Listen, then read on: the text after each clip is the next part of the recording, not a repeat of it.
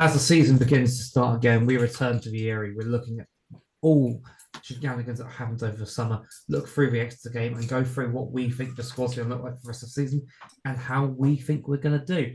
Stay tuned.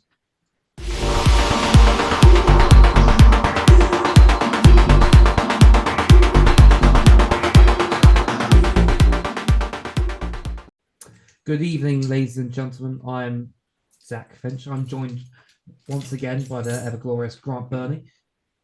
Evening. Joined by Josh Lawrence again, returning. Evening, everyone. And our foreign correspondent Jack has joined us back once again for the start of the season. How you doing? Hello, everybody. I'm good, boys. I'm good. Hope the rest of you are good as well. Before we get onto the rugby side, how was everyone's summer? Anyone do anything particularly interesting? Other than look at WR press releases and cry. Did manage to get tickets to go see Oasis. That was a good laugh. Outside of that, it's been forgettable because of all the drink, I would say. I'm not condoning it, but yeah. What did I manage this summer? Alanis Morissette. I wasn't expecting to go to that, but yeah, based on the conversation I had with a mate of mine when we'd had a few beers, he thought I'd said yes to go it. Not quite what I said. So that would be interesting, is what I said. Good times, good times. Let's start off with some news and let's go for a quick recap of all the transfer shenanigans that's happened over the summer.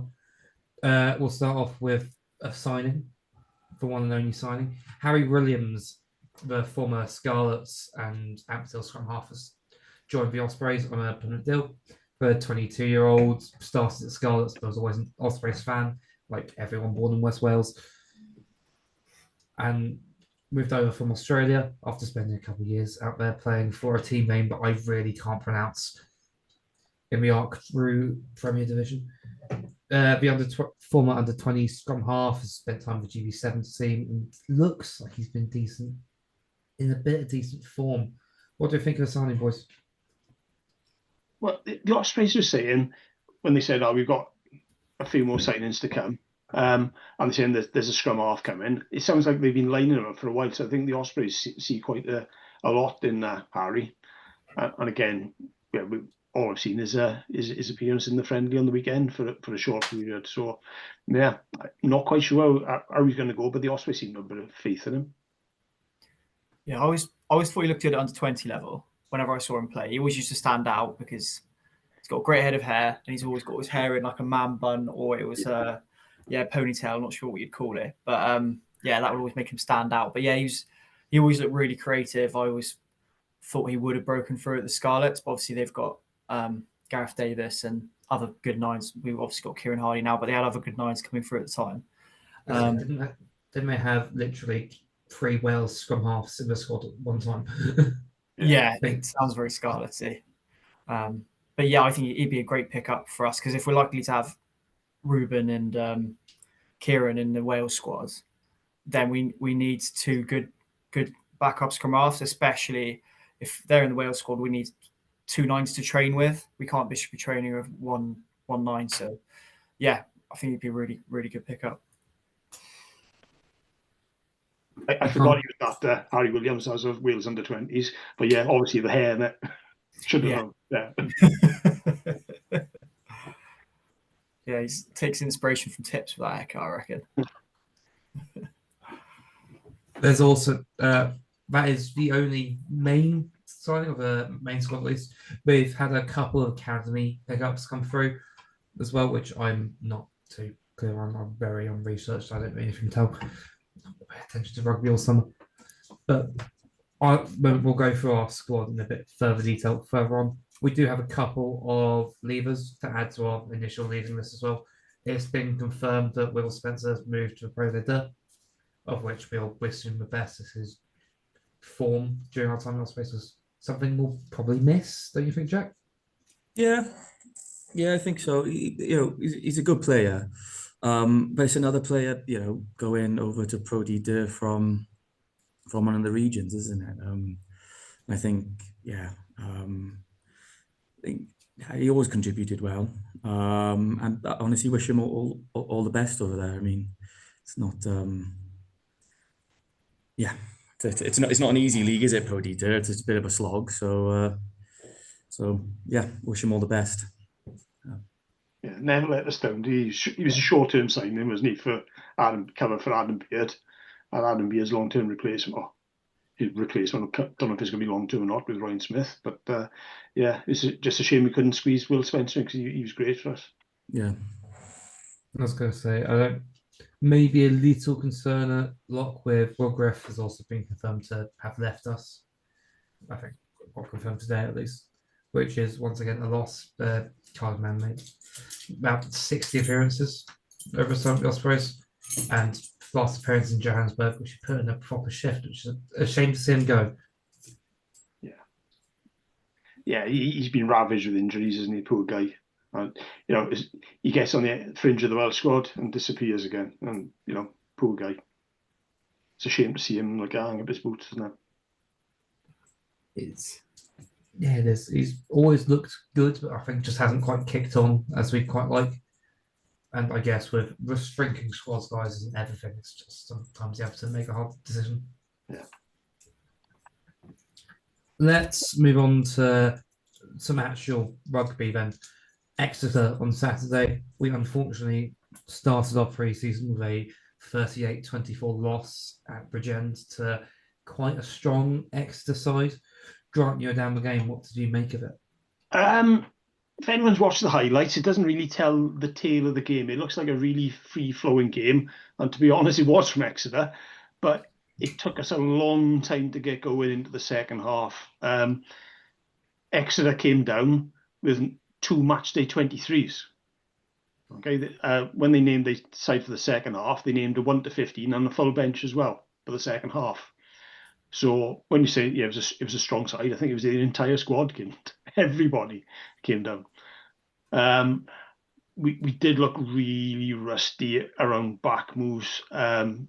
It got better throughout the game. A few changes might have made a difference, or just a tiring Exeter, disorganised Exeter defence might have made a difference. But we were under pressure in the line-out. Okay, we really struggled in the line-out. Okay, we struggled in the scrum. So again, it's something to do with squad depth. And then when the Ospreys are missing a few players, and you've got some of the second and third choices starting, then you can get exposed. It was some nice rugby at the end, some really nice rugby at the end in terms of beginning to move the ball about.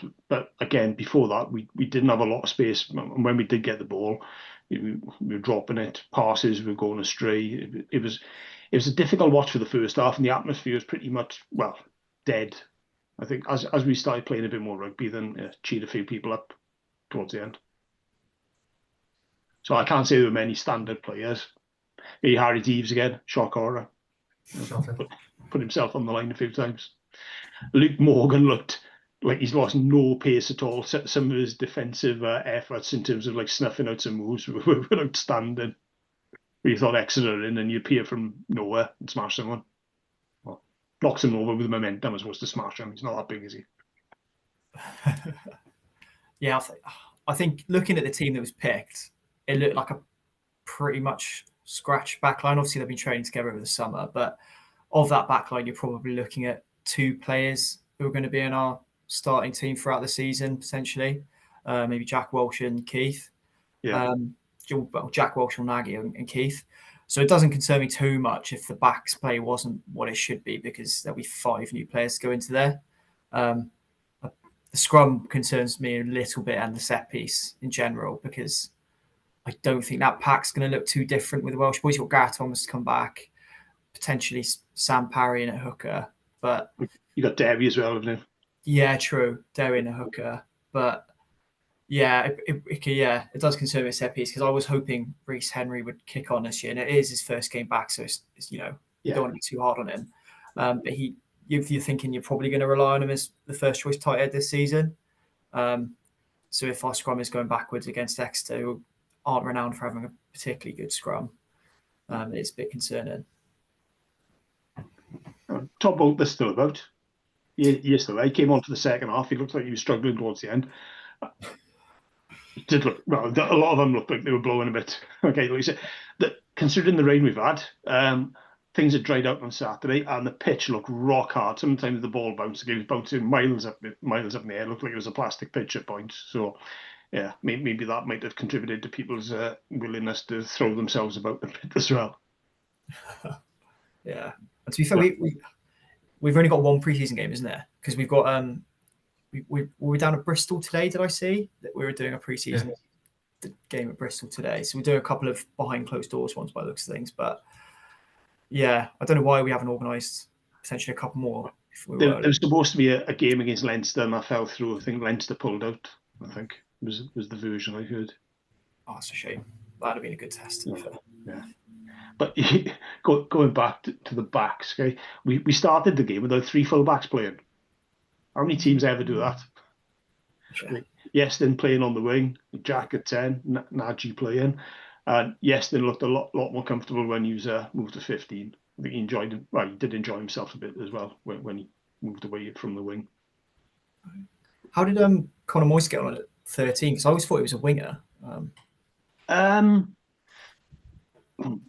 I think he had a bit of a tough time with the way Exeter were attacking and how rusty and disorganised we seemed to be. I don't know if, as you mentioned, there's players there who probably haven't played together ever. Well, there's players who definitely haven't played together before, and I wouldn't read too much into how his performance went. I think I think he was in a boot at the end of the game on a sling. I'm sure I heard a message from Nick saying he'd taken a bump. Yeah, it's interesting to see what they see the pecking order as, because he had Falconer saying, I know it's just pre-season and Tom Florence on the bench. You would have thought that at least Florence, maybe he would have wanted to give some game time at 13. He did come on in the second half, and Flossie did quite well. First time he touched the ball, he was cut in half. Love him.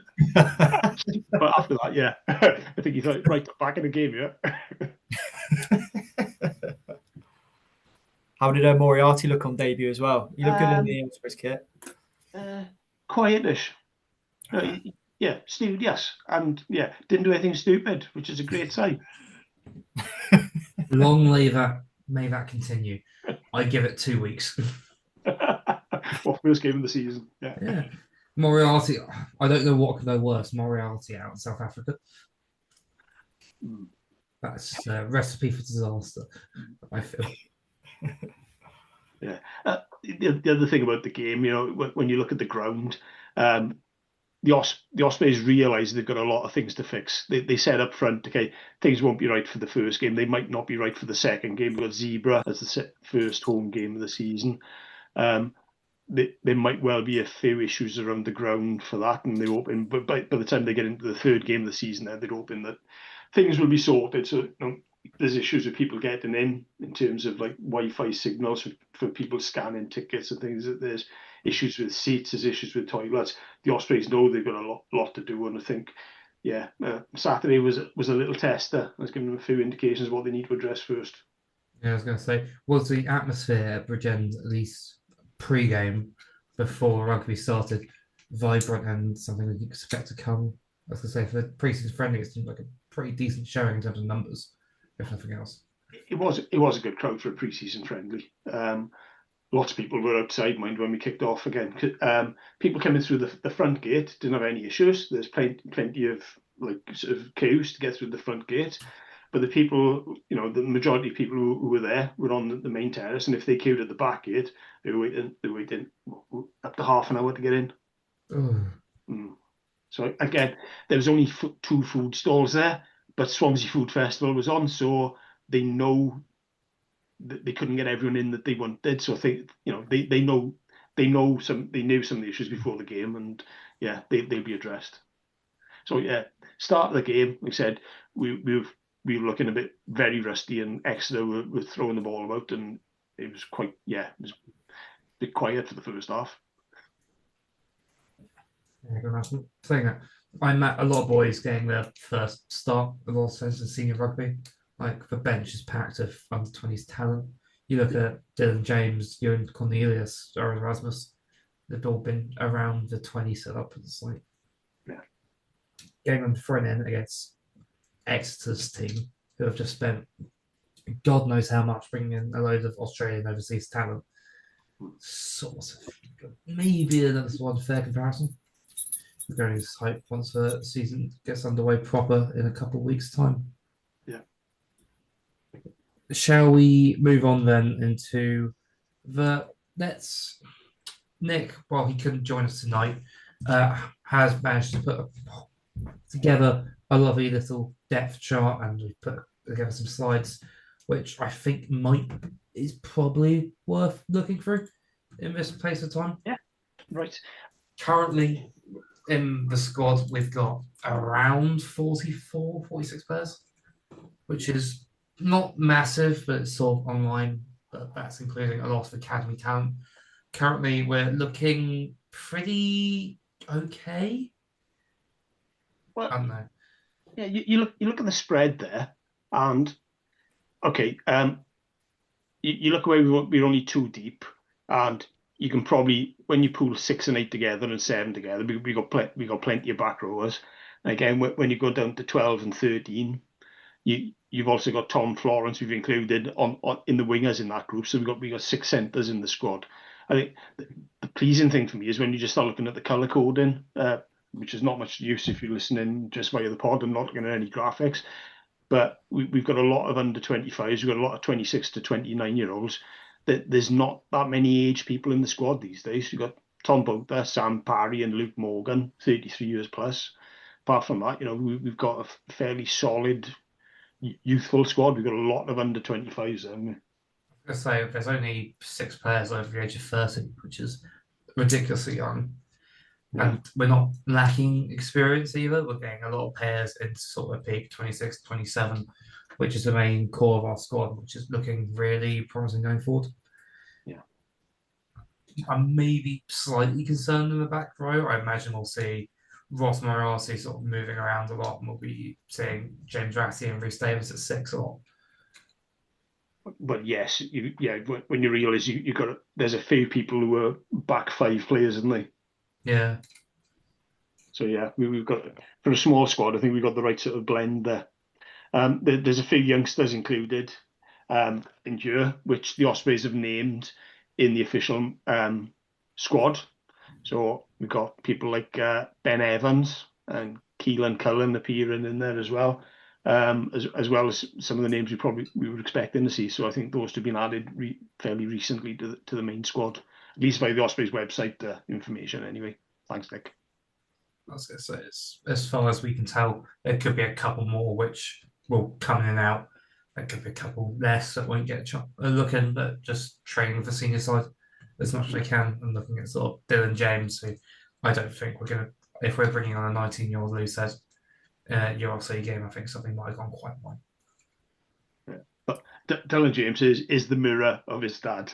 He is Paul James reincarnate, for better or worse. Probably for better when you're a prop. Massive.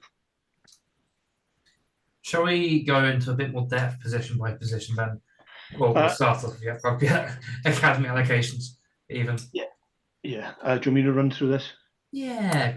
Right. You wouldn't say it's an even spread throughout Aberafan, Bridgend, and Swansea. Aberafan have got 5 players. They've got Dylan James, Caelan Carson James, Owen Erasmus, and Connor Moyes. Bridgend have got Evan Hill, Tom Florence, who's a local boy, Ben Evans, and then the majority of the players are tied to Swansea. You've got Cam Jones, Cian Hire, Liam Williams, Ben Roberts, Jack Hoskins, Jan Cornelius, and Lewis Edwards. So there's a bias in direction there, and I don't know whether that's in agreement with the clubs, but it's good to see the fact that we have got academy allocation up front, and those guys know where they start from the start of the season, because there's not many players there. The one name that jumps out as me will be around the main squad will be Tom Florence, maybe injury dependent, on other people maybe, but so those players should get a reasonably regular season or game time at the Super Rugby Cymru this year. I can see Cam Jones coming in quite a lot. Yeah. Oh yeah. Like, with Garen Phillips is going to be involved in Wales going forwards, like he was over the summer. You could it'd be Stephen Thomas and Cam Jones is sort of our two go-to. And Cam Jones, while a few games he has played, has looked quite good. Proper unit he is as well. Absolutely massive. Number one priority for me is a prop. I don't want him running around the pitch. I want him anchoring scrums. Yeah. Okay. Moving on to the makeup of the squad. Looking at the main players, there's a few of the fringe squad players that haven't been put into these lists. But looking at loose head props, and there's some. Looks like there's reasonable depth there, doesn't it? I was going to say they're all players that you sort of want in a game. Like you look at any of those players, and think I'm not upset if any of them are starting particularly. Yeah. Yeah. It's a nice place to be depth-wise. Is there any gaps you boys see in any particular front row, at least? I'd say tight head for me. I'd probably like someone in between both and sort of the younger props, age-wise, maybe like late 20s. Reece Henry's going to feel like a new player because he wasn't available at all last year. And I think he could be knocking on the Wales door if he gets to run a games together.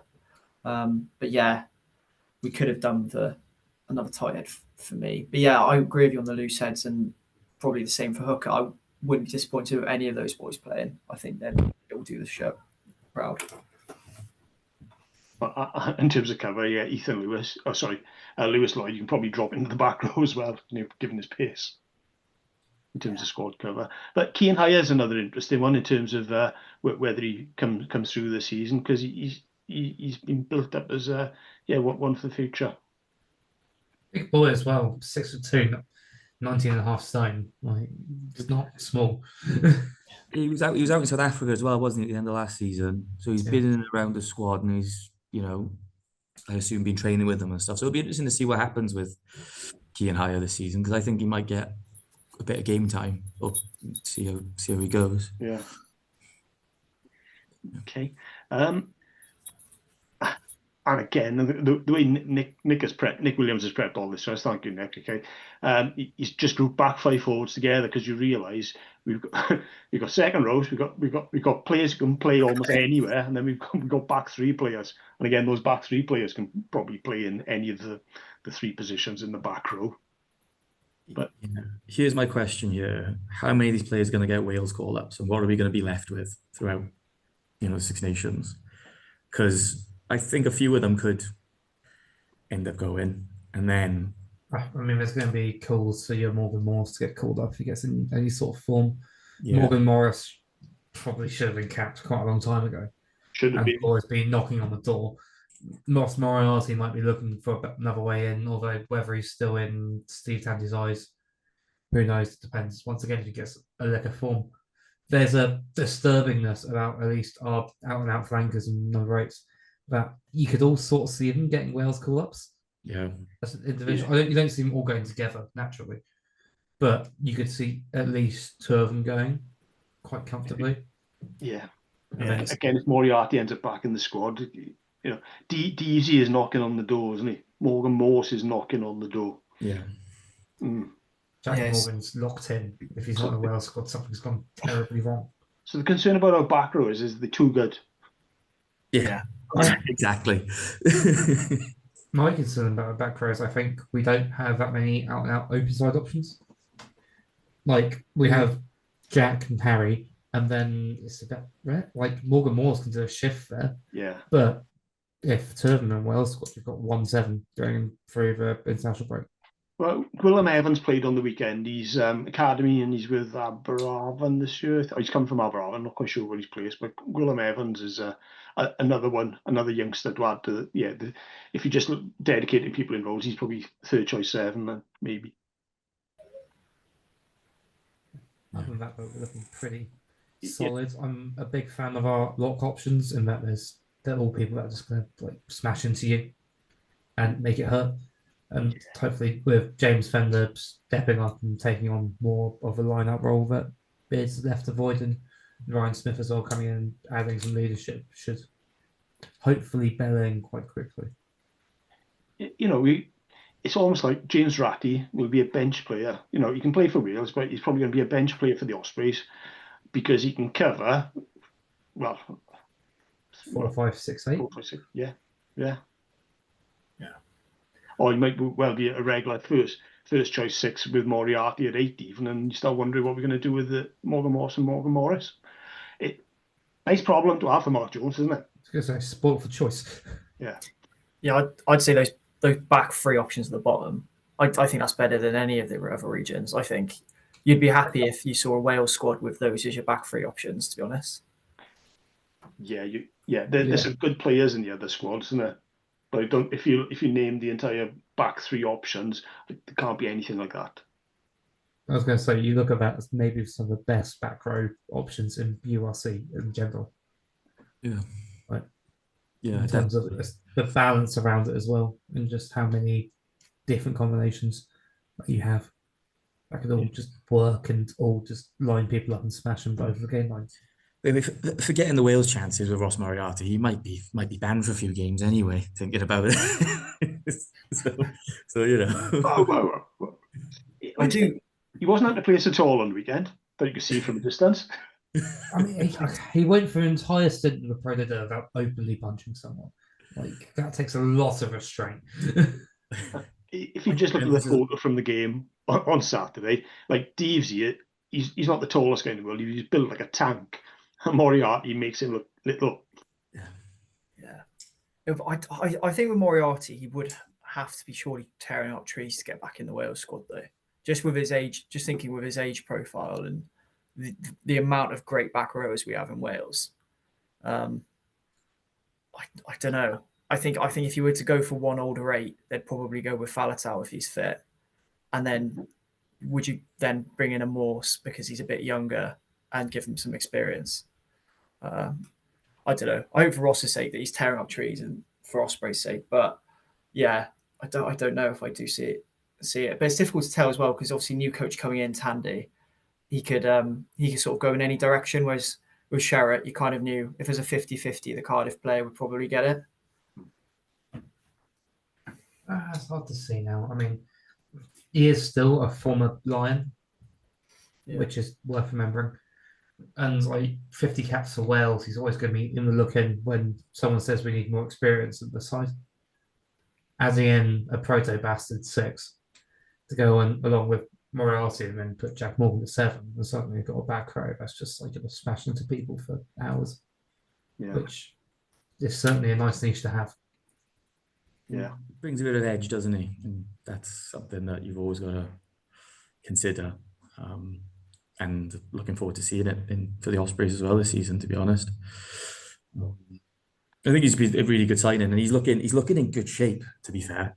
He's still a big boy, but doesn't look to be carrying much, too much body fat on him. And he's looking, I thought from what I saw, he's looking in really, really good nick. But he has had some serious injuries and stuff as well, so we'll see. But yeah, it's gonna be interesting to see how he goes. Yeah, definitely. Because historically, we've kind of gone for a second row at 6, haven't we? Whether that's a James Ratty or even a Hugh Sutton or someone of that sort of ilk.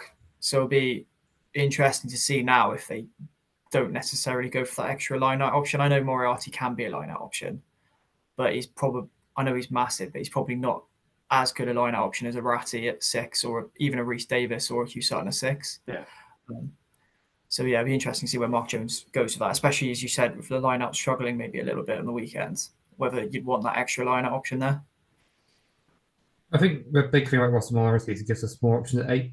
Morgan Morris played a lot of minutes last season, especially Morgan Morris.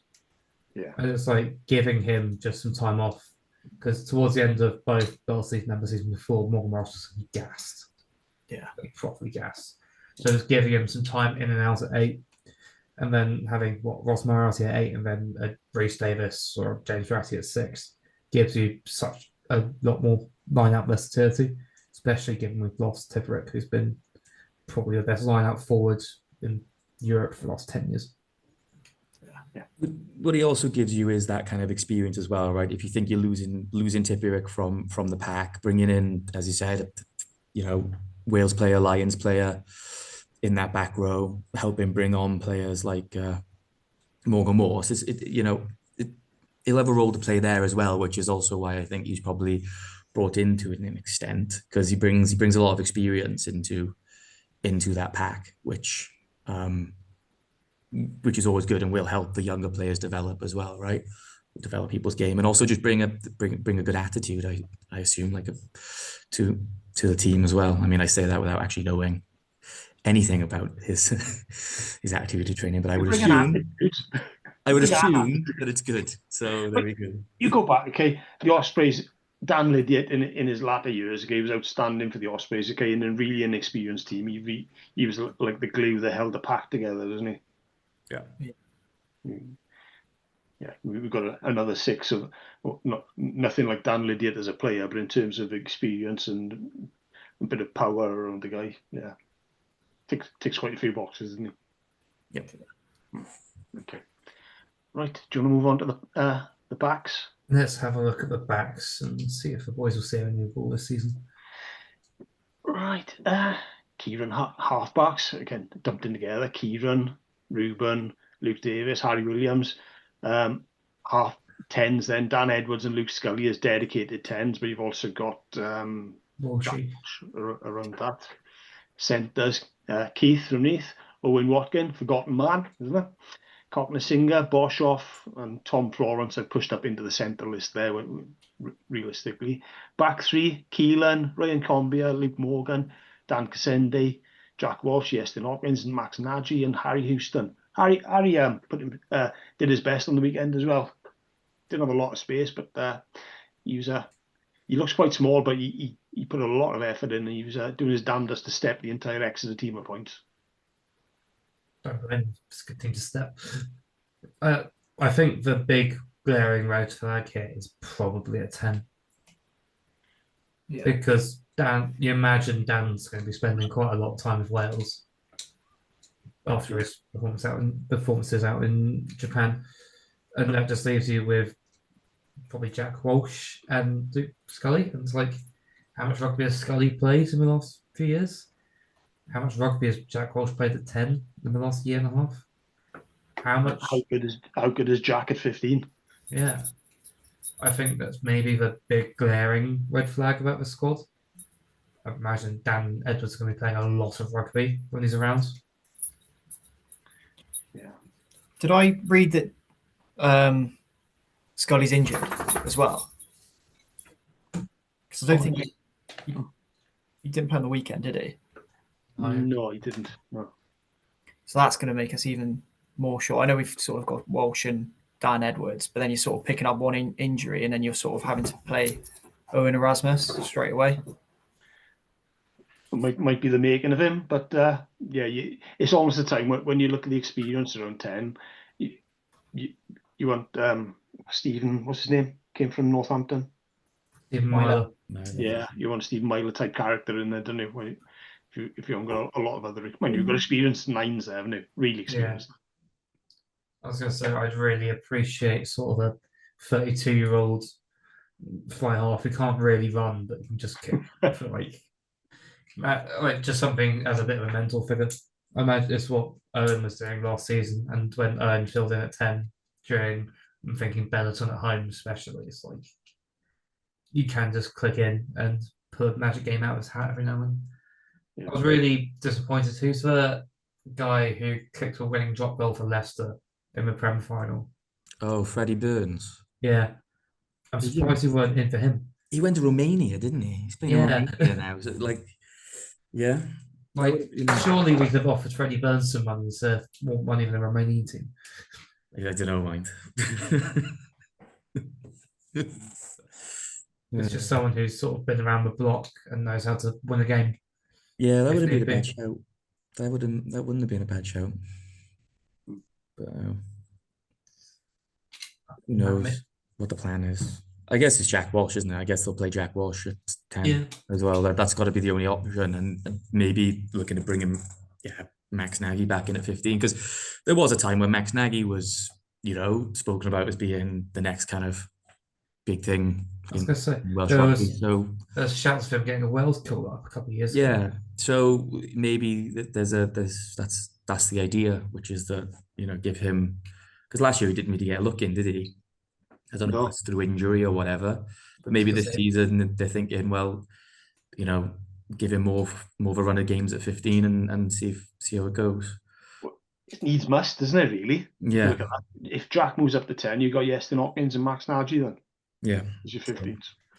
Mind, I'm quite happy with that at 15. You can't really complain. Iestyn was very good when he was playing last season, I felt, and he's going to have more time to kick on.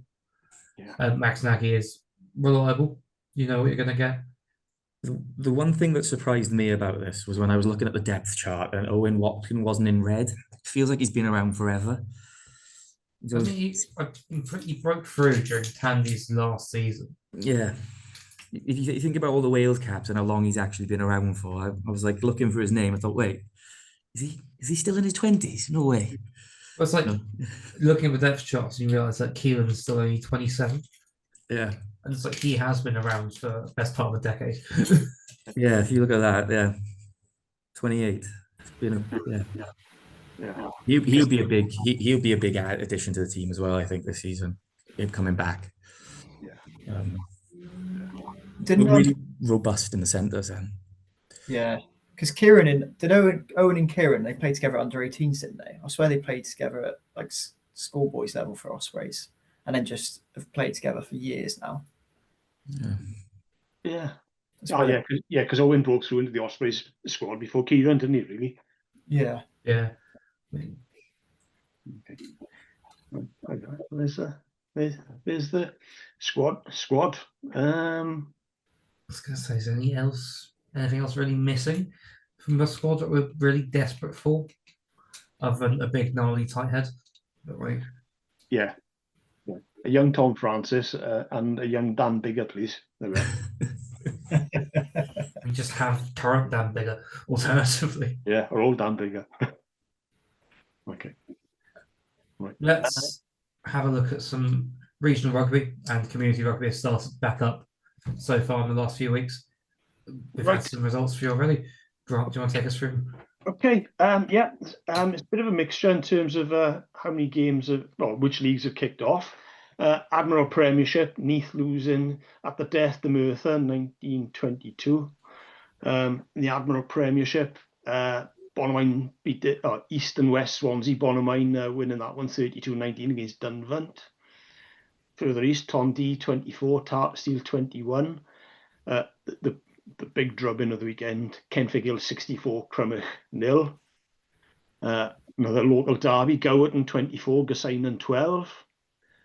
I'll skip past the next one because I just cut and paste the entire league. And to finish off, Armandford 25, Trebanos 36. So Trebanos will be really happy with that result. Moving on, National League 1. Swansea Upland 16, won Arlyth 17, another local derby, won by a point. National League 1 West, Aberafon Green Stars 34, Hale Kew 17. Again, nice as to Laveri, couldn't get any more local than that because you can't tell where one village ends and the next one starts. 26-22 to Astragan Rice, they take the honours there. Skewin losing by a point at home to Vardra 17-18. Nantafellon 30 and Maesteg Harlequins 12. This might be the last result. I don't think there's another page.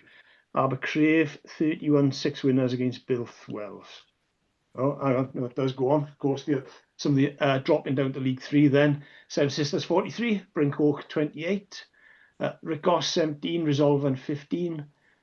Torna beating Baglan 27-10.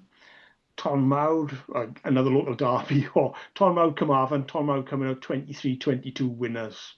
I can't believe there's enough players in Tonmawd, okay, to actually beat Carmarthen. They must be bringing people in. Okay. Maesteg Celtic 36, Nantymoyle 5. Moving on to National League West Central, Taibach 41, Pyle 10. Cumtook versus Cumgrach, Battle of the Valleys, Cumtook 20, Cumgrach 21. Glyn Corrug 12, Pontrhydyfen 10. Dunvant 41, Achtwen 20. And sorry, I take it back. Biggest win of the weekend. Banwen 71, Cwmllynfell 3. There endeth the results. There were some drubbings in there, not really how you want to start your season, is it? It is the first game of the season as well, to be fair, isn't it? Yes. Who's putting Goward and Gosain in first game of the season? Well, it's almost like having Judgment Day on the first day of the season to get people into that. Yeah, true. There you go. That's it. Let's move on then to a big part of what we're doing this podcast today. Let's have a look forward to the season ahead in a more general sense. Let's have a look through these this first block and have maybe some predictions for the season, what we think is going to be going on and what the vibe's going to be like. I think we're obviously starting off with the Bulls away, which is maybe unideal, following up with Stormers away, which isn't much better. Well, But just get them out the way. I just look at this as, look, go out, there's the first game of the season. Let's just see what happens. They've been playing international rugby as well, haven't they? yeah, we're not going to have internationals. It's not the worst time to play them. It's not the best either, is it? Is it ever a best? No. I think the first two games are going to be really, really tough. The Ospreys set up the season hoping to be in St Helens, so it's biased towards more away games at the start of the season and then more home games at the end, where they're hoping St Helens would be ready and people will be there. So, yeah, hopefully, yes, it might be a slow start of the season, and then picking up a first home game then is Zebra, isn't it? So yeah, week after Stormers away, we have Zebra at home in Brewery Fields. Hopefully, Brewery Fields up and running properly for that. Followed by Glasgow at home, which, based off last season, should be a pretty good game, hopefully. And then, God no, ending off the block, Dragons away. yeah. bogey team. Well, there's a lot on the Welsh derbies now, isn't it? Yeah. When you go back to what's going on in Welsh rugby, I think every derby is going to be as unfortunately, it's probably going to be just as niggly in the crowd as it is with the guys on the pitch. And there's guys out there potentially fighting for their careers. Literally, it's not. I don't see it being a particularly pretty affair either. Saturday night in October. The Dragons don't look bad either, actually. Looking at their squad. This isn't a Dragons podcast, but they're not looking terrible. But I thought that before. And then, I was going to say, I remember thinking that before every season. I'm like, they've recruited pretty well. I remember like 10 years ago when they got Lee Byrne and Aled Bruin. I was like, oh yeah, they're building quite nice.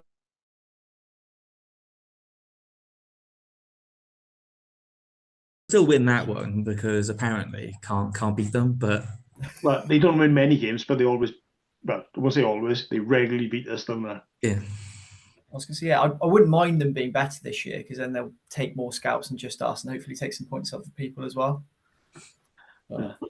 Are you blaming the Dragons for us not getting in that top half last season? No, I'm blaming Scarlets. I was going to say, other than I think there's 3 evidently winnable games in there that we should be targeting, which is home against Zebra, home against Glasgow, away against Dragons. I think if we can get some bonus points away in South Africa, I don't think we're going to be too upset. I was going to say, if we can come away from that South Africa trip with 3 or 4 points, I think it's not the end of the world. It's a chance to work our way up the table, isn't it? Yeah. I do think the WU stuff does put an interesting narrative on the start of the season. With all this hanging over them, it could go either way, I guess, where you could either say the players be distracted or it'll galvanise them, as you say, because they know they're potentially fighting for contracts in a couple of years' time. It'd be interesting. Also, if we can deliver, if the regions can deliver some success in the field, it might put forward a pretty positive case study that to cut down, we shouldn't be cutting down regions anyway. Maybe that's hopeful thinking, but yeah, I think it does make it more tasty, definitely. I imagine the edge when that first derby comes around will be something I don't think any of us can quite imagine. Meaning you're going to have fans at each other's throats for, I imagine, at least for regular ones. Cardiff Dragons might feel a bit feisty. Well, Boxing Day will be interesting then. All the goodwill and all that. To be over by Boxing Day, yeah. It's tough. It's really tough, isn't it? You know, everyone's done their damnedest to fight for 4 regions, and the WRU are offering up 2 with a forward position to go into 3 of some description, with 4 as the last possible ever choice. And you see, like the WRPA putting out a statement today, isn't it, saying they really don't support the 2 teams for all the blindingly obvious reasons. But when you go into a consultation process, normally it's like, this is the solution we want to achieve. How do we get down the easiest possible route? And there's normally people saying, no, we agree with this. Is there anyone agreeing with 2 regions? Yeah, I thought one of the interesting things about that was I think it was on Alex Cuthbert's podcast where, you know, even they as ex-professionals and a lot of ex-professionals who played in that successful team have said, oh, cut the regions, but even they said 2 is too little. You know, even they were saying that, and I think a lot of players have also come out and said it's not ideal to have 2. So I was going to say, I think Stephen Jones had his first ever good take on Twitter when he said the 2 regions is just complete bullshit. It's just not going to work. So, you know, 4 well-funded ones work, or well-funded regions work, isn't it? Yeah. No, 100%. And the consequence of going down to 2 could be absolutely horrendous. Anyway, thank you to anyone who filled in the Ospreys Supporters Club survey that we put out week before last. We've got a consultation session with the WRU end of this month. So I think we were aiming to be a lot earlier in the process, but due to holidays and commitments and various other things, we're close to the end. So hopefully the last thing of the year is our voices. Whether this or not, we have to wait and see. God, I hope you get some good words in. But we just want to, you know, you look at the WRU survey that was put out with leading questions and loaded answers. It's good to see some other surveys out there where people are trying to genuinely give people the opportunity to say what they think. yeah. Oh, that was the worst survey I think I've ever read in my whole life. It was the last question was like, what percentage of funding should go to each different area in Wales? I was like, we don't know. You know what the pool of money is yet either. You don't know roughly what they're spending at the moment. They're just basic. I don't even know what they're trying to gain out of that question.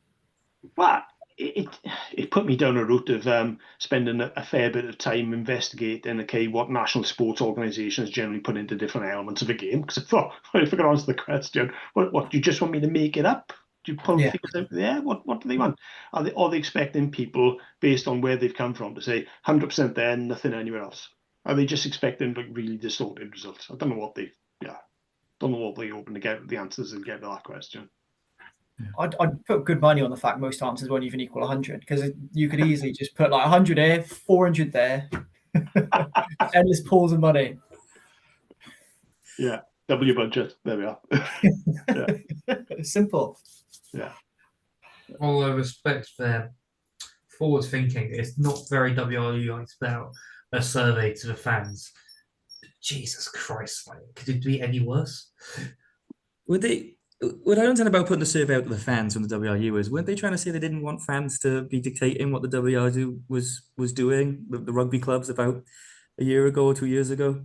And I was like, oh, answer this, answer this. It's like, wasn't this exactly kind of what you wanted to change about the running of the WRU? So it's all very Well, they've got to realise the impact it will generally have on supporters. When you look at the consultation document, it says that Model D, going down to 2 clubs, is the most feasible solution in terms of it'll be really easy. Easy? It'll be the most difficult solution you ever trying to implement when investors are walking away, supporters are walking away. Yeah, it might look great on the pitch for a year or 2. Yeah, that's the big thing, isn't it? After that. Yeah, that's the big thing, isn't it? Is that when they did this before and we got rid of the clubs and went to the regions, loads of people stopped watching Welsh rugby, you know, and it's slowly, over the last 20 years, they've slowly built up more of a fan base, you know. But like I can say in my family, certain people used to go and watch rugby every weekend, stopped because they were like, I don't really know, like, you know, what the region is. So it's like, it didn't work before. it didn't increase people watching before. Like, why would you think it was going to have a miracle kind of change around? Because without the fans, you don't have a product, do you? You know, so last time round, all those original clubs still existed. Yeah. Okay, and people could carry on supporting their local clubs. You know, I'm looking at the age profile of the people in this call, right? And there's people here who don't remember anything else apart from supporting Ospreys and didn't come from any other world to supporting other clubs. Is that all three of you? no, I got the back end. I got the back end. I remember I still have memories of Gavin Henson throwing guy into the hoardings and yeah. Was it a scrum half he threw into the hoardings? Yeah. So I can't remember. Yeah, that was terrible. Yeah. So I'm at the back end. I mean, I'm one of these sad people who still looks to see if Aberravon are playing Neath on Boxing Day and get upset when they're not. So yeah. Oh yeah, same. Yeah. Yeah, but there's an entire generation of people who've only supported these clubs, and if the WRU get it really wrong, they might not have any of them left. Anyway, I got my soapbox.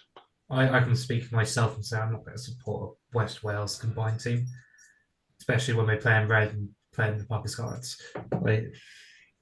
If they call them the Ospreys and they play the Parker Scarlets, who's going to go? Anyway, yeah. Hopefully the WRU genuinely listen. They say they're listening, but there's listening to opinions and then deciding they don't act on them, or it doesn't make any difference. So it is almost like fingers crossed that the consultation process is a genuine process, and the 8 weeks of efforts and meetings are really influencing what they generally take to the board. Then that's back on to maybe some more positive topics. Thank you. Yeah. How do you think we're going to do in these first 5 games? Just in general, let's go for a general points tally of how many we'll have on the table. 15. 15, yeah. Josh, you got anything else? You have a different idea? More, less? 6. I'm just trying to 11. 25. Yeah, that's nice and simple. That's simple maths. It's just 5 times 5. It's 25. don't steal my answer. 1, 2, 3, 25. I reckon I'm going to go with 18. 18 points. Strong start. Jack? Oh, good question. Oh. See, I'm looking at Zebra and thinking, are they going to be like weirdly good this season? Because they were weirdly good last season at times. At times. And then... Our other bogey team. Yeah, like... If they're bogey team away, I don't know if they're bogey team at home. Yeah, true. It's I mean... Zebra. Can I go like, can I have a spread? Can I like bet 2 ways here? I got 25. We're going to win every game. Ross Moriarty's going to score in every single one. There you go. I'm in. Realistically, I would look at maybe 15. 15, maybe. Depending on how good Glasgow are. I think 15 might be the goal. I would say a few bonus points here and there. So yeah. What's our average score? That's the Josh's positivity. 16 and a bit. Well, it depends. Yeah. I'll go for an average game score as well. But I think that might be a bit biased by the 2 starting ones. Yeah. Yeah, but I think, that's the start of the season. If you look at the URC in this whole, the aim's it's going to be, you've got to get into the top 4 if you realistically want to win the competition. I think that'll be a hell of a challenge. Our target's got to be minimum top 8, isn't it? With the target of trying to get into the top 4, it's a hell of a challenge. I was going to say, I think if we can get into the Champions Cup next season, I think that's a good season, no matter how you do it. Yeah. If you get in top 8 in the league or you make it by winning the Challenge Cup, I don't think that's a result for anyone here is going to be annoyed with or disappointed with. Well, And We'll finish with between 0 and 25 points after these games anyway. So we'll see where we are then. That's factual. Yeah, there you go. Can't no wrong answers here. As long as you don't end up with -10 for something stupid going on. Yeah, do a Saracens, and that was like minus 89 points or something ridiculous. Yeah. I'm not sure who's buying who houses though. Wasn't that all based on like they were buying them houses and then giving them appearance fees that they never turned up for and things like that? Allegedly, yes. It wouldn't be like the WRU to waste money on properties, would it? Oh, never. Meow. Sorry, they haven't wasted money on properties. They've wasted money on zip lines. Get it right. Well, and hotels, unfortunately, and all the rest of it. Anything bar rugby, they'll stick their money in it. I think Steve Phillips is another party. Let's go for one realistic prediction of where we're going to finish the season. League and Challenge Cup. Jack, do you want to start us off this time? Yeah, I think get to the knockout to the Challenge Cup.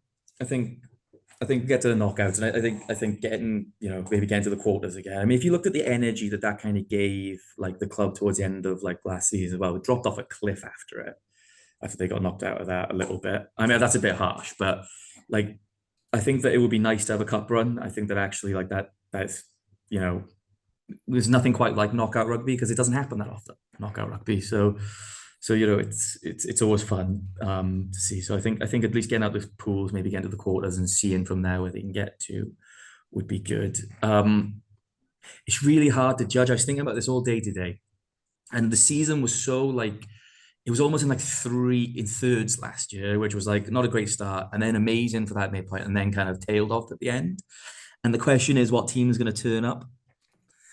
And it's hard to say because after the friendly as well, like it's hard to say. But I don't see there's any reason why this team can't finish in the top 8. I think they were unlucky not to finish in the top 8 last season, and considering the fact that they've a fairly poor start to the season and then kicked on and then kind of like it tailed off a little bit, if they can just be slightly more consistent, it'd be interesting to see where they get to. And I think that if you look at the team that we discussed today, other than fly half, they look pretty decent.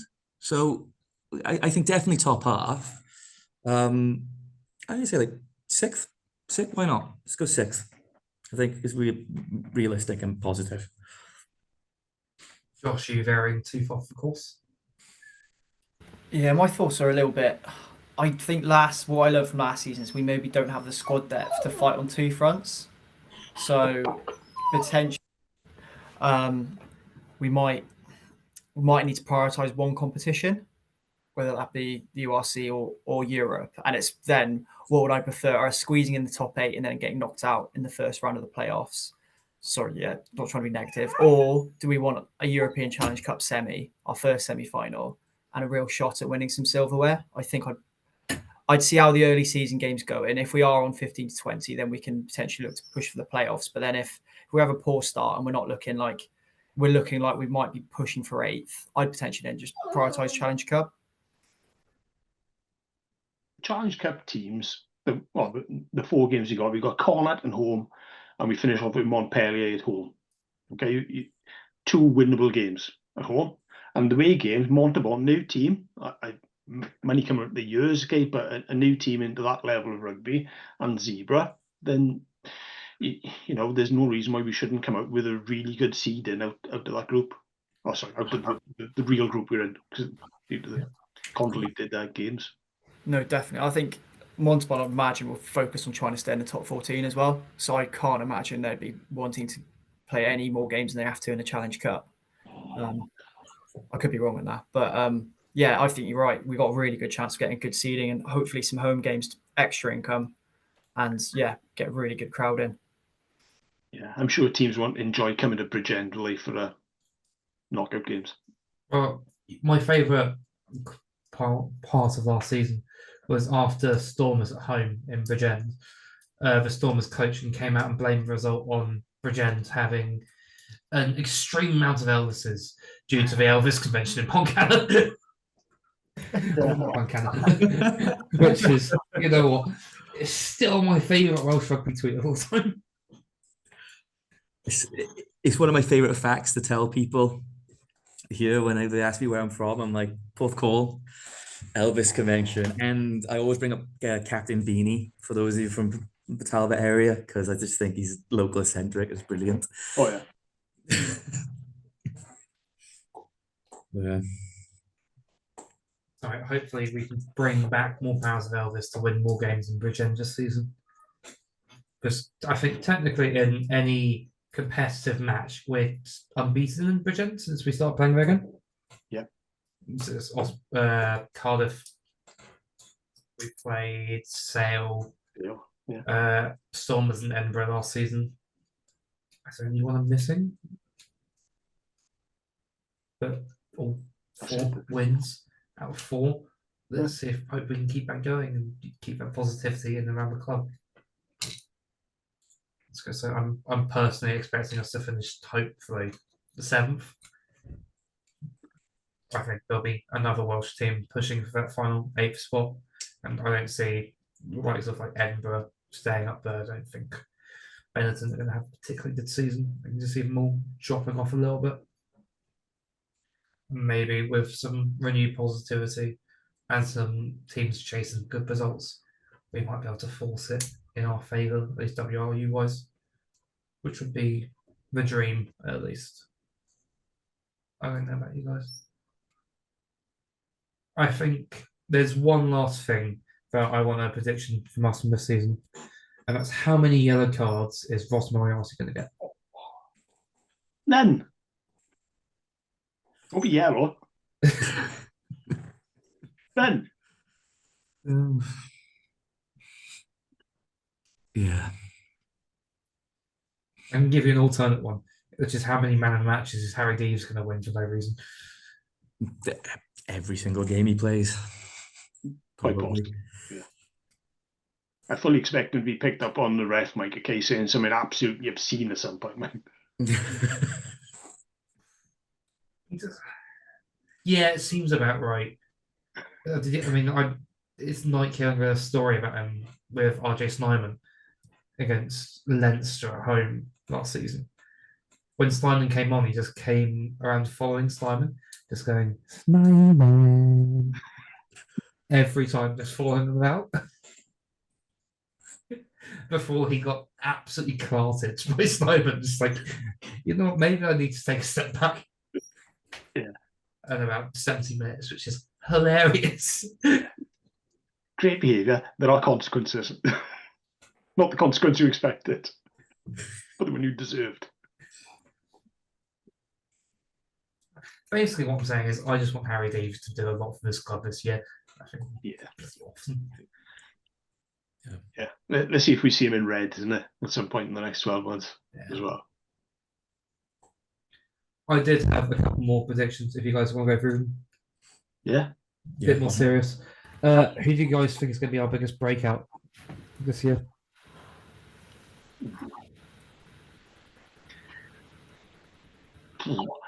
I don't know if I want to say Tom Florence. There's a potential for, well, it depends. Yeah, maybe, yeah. I'll go for Flossie. You know, he's been around the squad a while. It's a big lump of a boy. If there's any opportunities, I think it might be his time to come through. I was going to say, we're still a little thin on the ground in the centre, so I imagine if we're getting plenty of game time, especially if given Watkins still out for a little bit longer. It's not like he's been thrown in as a youngster now, is it? He's 22 now, is he? Yeah, 22, 23, something like that. Yeah. I mean, can we count Cock and a Singer if he actually gets a game? Yeah, I like that one actually.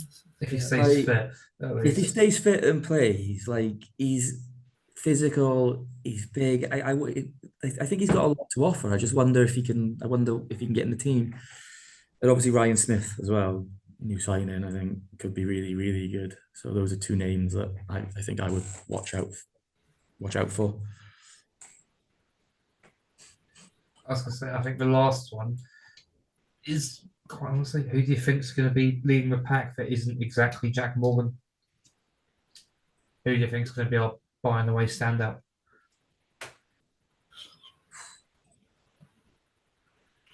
Deeves. How many times do you say Harry Deeves in the conversation? Quite a lot.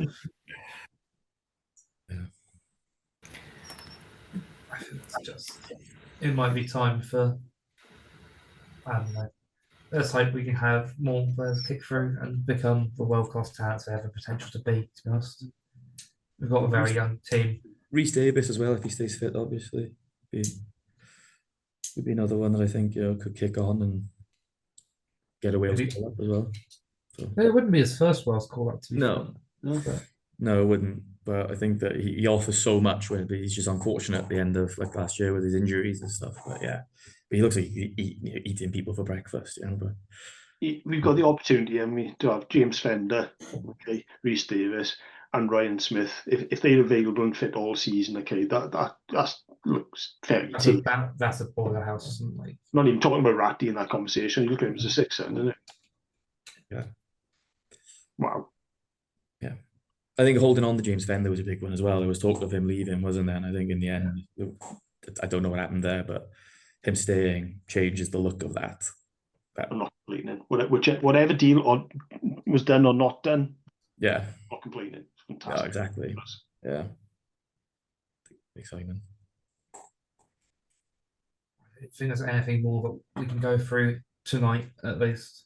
I think it's just we hope for this Bulls game to start off and so our season starts proper. Until then, gents, it's been a pleasure. Thank you, ladies and gentlemen, for listening or watching. Feel free to subscribe to the Rap YouTube channel. We're very, very close to 2,000 subscribers, which is honestly just mega.